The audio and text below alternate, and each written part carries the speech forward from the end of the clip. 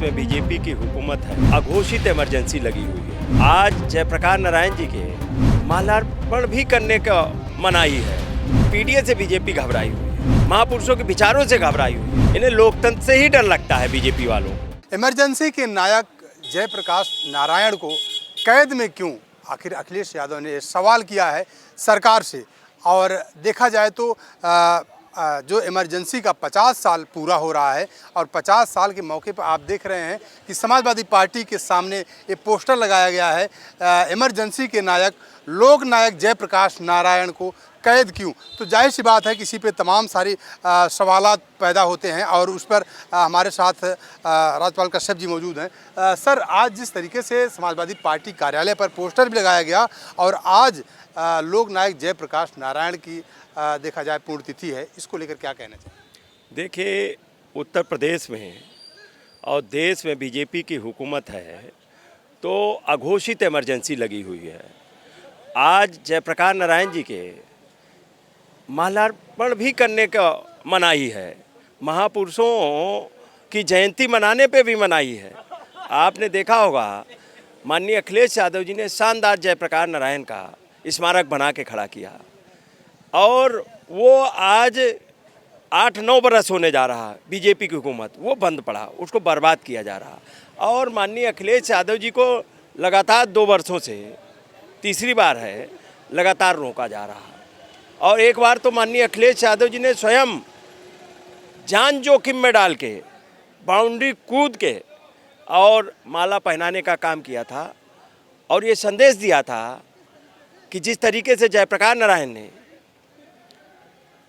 इन अत्याचारियों से लड़ाई लड़ने का काम किया, लोकतंत्र और संविधान बचाने की लड़ाई लड़ने का काम किया, उसमें माननीय अखिलेश यादव जी ने ये सीधा संदेश दिया था किसी तरह से न लोकतंत्र ख़त्म होने देंगे, न संविधान ख़त्म होने देंगे। उसकी लड़ाई समाजवादी पार्टी लड़ेगी। और जो पीडीए के महानायक हैं माननीय अखिलेश जी, और जब से पीडीए से बीजेपी घबराई हुई है, महापुरुषों के विचारों से घबराई हुई है। अच्छा काम तो कोई कर नहीं पाया बीजेपी ने। ना बीजेपी ने कोई स्मारक बनाया बढ़िया, ना केवल मूर्ति भी लगा दी। अपने नेता अटल बिहारी वाजपेयी की मूर्ति भी अगर लगाई तो माननीय अखिलेश यादव जी ने जो लोक भवन बनाया शानदार, वहाँ लगा दी, बिल्डिंग नहीं बना पाए। माननीय अखिलेश यादव जी ने अस्पताल बनाए, लोहिया जी के नाम पे पार्क बनाया, पंडित जनेश्वर मिश्रा जी के पार्क बनाया, गांव-गांव पंडित जनेश्वर मिश्रा जी के नाम पे डेवलप किए, पेंशन दिया, महिलाओं को पेंशन दी, बेरोजगारी भत्ता दिया, कन्या विद्याधन दिया, लैपटॉप दिया, दवाई मुफ्त की, अस्पताल खोले, रिवर फ्रंट पे काम किया, रोजगार पे काम किया, नौकरियां दी, विश्वविद्यालय खुलाए। इन्होंने तो सब कुछ बेच रहे हैं। राज्यपाल जी, एक सवाल ये भी है कि आज पूरे प्रदेश से आज जो आपातकाल का जो 50 साल पूरा हुआ है, इस मौके पर आज पूरे प्रदेश से लोकतंत्र सेनानी आज राजधानी लखनऊ में आए हैं। और लोकतंत्र सेनानियों का कहना है कि जब नेताजी थे उस समय लोकतंत्र सेनानियों की जो पेंशन थी वो 15,000 की, 500 रुपये से लेकर 15,000 की गई। लेकिन 8 साल की योगी गवर्नमेंट में 1 रुपये भी पेंशन नहीं बढ़ी। और अगर इस तरीके से सरकार अगर इस तरीके से जो कर रही है तो जाहिर सी बात है कि 2027 में सरकार को जवाब हम लोग देंगे। इसको लेकर आप क्या कहना चाहेंगे, क्योंकि लोकतंत्र सेनानी जो हैं उस आपातकाल के समय में जेलों में यातनाएं उनको सहनी पड़ी थी। देखिए, लोकतंत्र सेनानियों से इन्हें डर लगता है, इन्हें लोकतंत्र से ही डर लगता है बीजेपी वालों को। ये तो राजतंत्र चाहते थे और राजतंत्र में रहे हैं। और जब देश की आज़ादी की लड़ाई लड़ी भी जा रही थी तो भी बीजेपी और आरएसएस के लोग उनकी मुखबिरी कर रहे थे, कोई लड़ाई लड़ रहे थे, आंदोलन कर रहे थे, क्या माफ़ी मांग के चले आए। तो ये समाजवादी लोग ही लड़ रहे थे। और जिस तरीके से ये पेंशन, बताइए, लोकतंत्र सेनानियों की पेंशन भी माननीय नेताजी ने बढ़ाने का काम किया था, माननीय अखिलेश यादव जी ने भी सम्मान करने का काम किया। लेकिन इन्होंने क्या किया, ये तो लोकतंत्र ही खत्म करना चाहते हैं। छात्र संघों पे बंद कर दिए ताले, जहाँ से नौजवान पढ़ लिख के लोग नेता बनते थे, और आज वो बंद कर दिए। विश्वविद्यालयों में छात्र संघ चुनाव बंद कर दिया। तो नाना प्रकार से लोकतंत्र को ख़त्म किया जा रहा है। और आपने जीता जागता उदाहरण देखा होगा कि माननीय अखिलेश यादव जी को 2-3 बार से रोक रहे लगातार माल्यार्पण करने पे।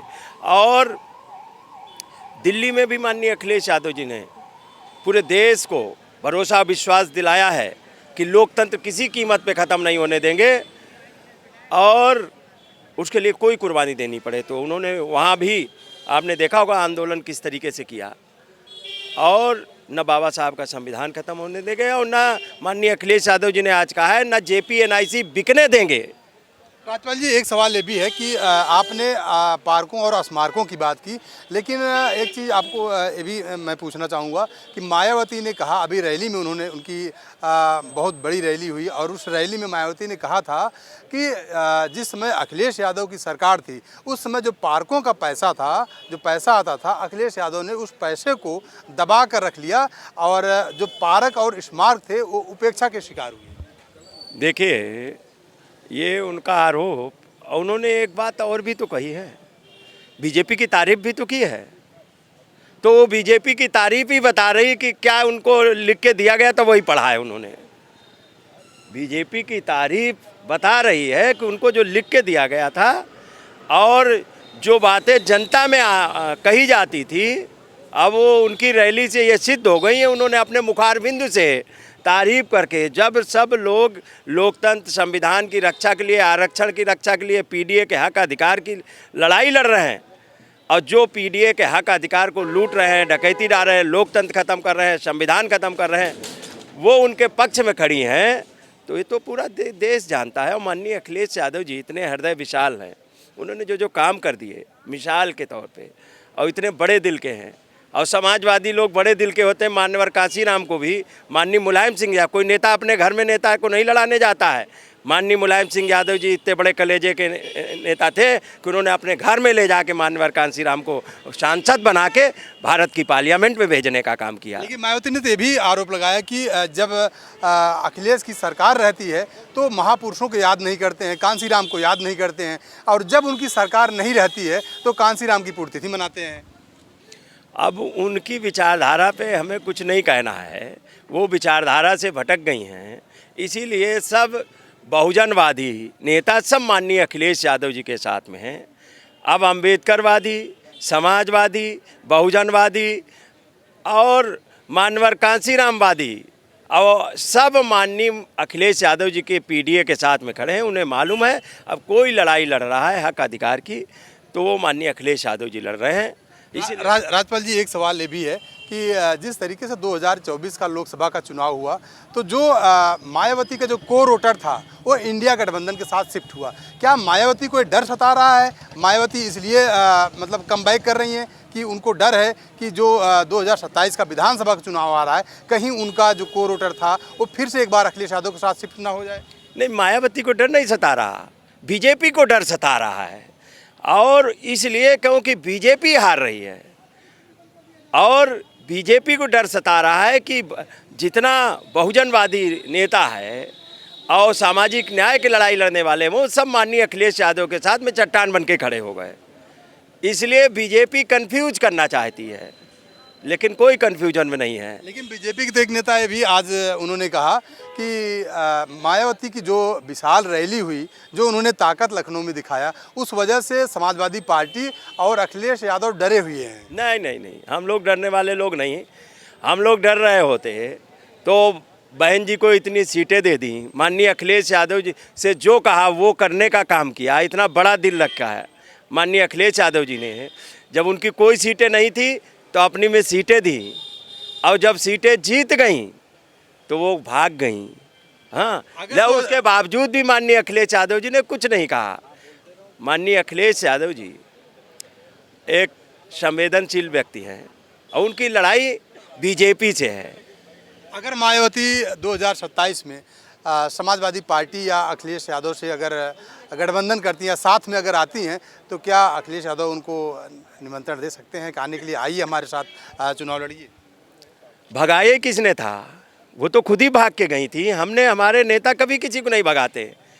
जितने लोग खुद ही भाग के गए। हमारे नेता ने तो बड़े दिल से, जिससे समझौता किया बड़े दिल से किया। जितने लोग अभी तक गए अपने आप गए।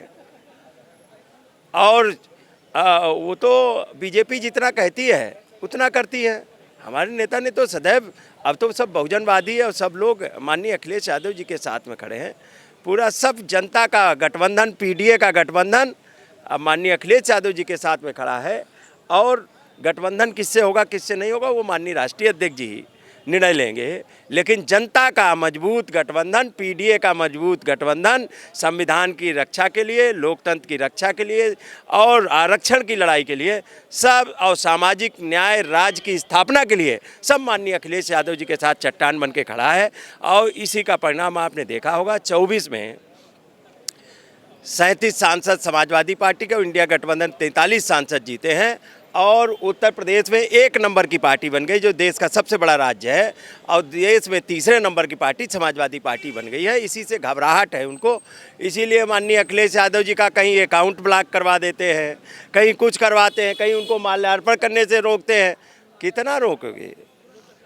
नारा था समाजवादियों का, सिंहासन खाली करो जनता आती है। अब जनता आ रही है, सिंहासन खाली करना पड़ेगा। बिल्कुल, तो ये थे हमारे साथ राज्यपाल कश्यप जी। इनका कहना है कि सिंहासन खाली करो जनता आती है। और दूसरी चीज़ इन्होंने ये भी कहा कि JPNIC ना बिकने देंगे और उसके अलावा 2027 में अखिलेश यादव की सरकार बनाएंगे। कैमरा पर्सन रफीक साथ राजेश यादव, TV 24 नेटवर्क, लखनऊ।